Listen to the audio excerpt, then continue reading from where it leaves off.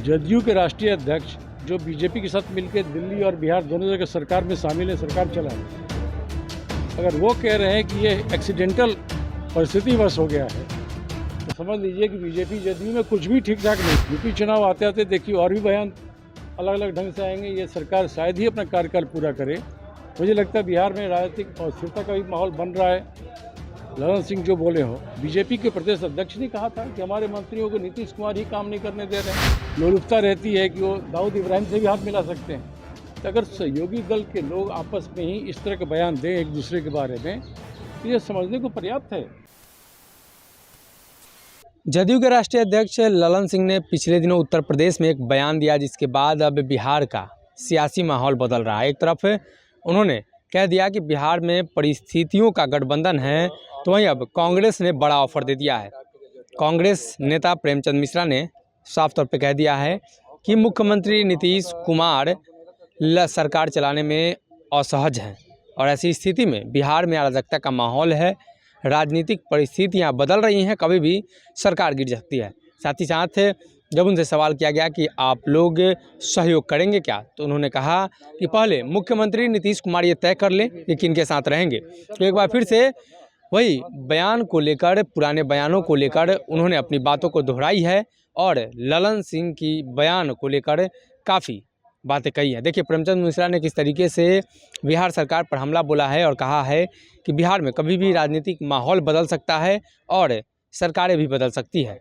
ललन सिंह उस बयान के बाद अब जदयू के नेताओं की बयानबाजी अहम हो गई है, इसलिए कि ललन सिंह जदयू के राष्ट्रीय अध्यक्ष हैं और उनका बयान पार्टी फोरम पर आता है। ये तमाम बातें प्रेमचंद मिश्रा ने कही हैं। देखिए किस तरीके से प्रेमचंद मिश्रा ने तमाम बातों को रखा है।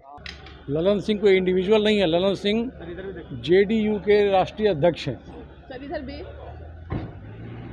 जदयू के राष्ट्रीय अध्यक्ष जो बीजेपी के साथ मिलकर दिल्ली और बिहार दोनों जगह सरकार में शामिल है, सरकार चला रहे हैं। अगर वो कह रहे हैं कि ये एक्सीडेंटल परिस्थितिवश हो गया है तो समझ लीजिए कि बीजेपी जदयू में कुछ भी ठीक ठाक नहीं है।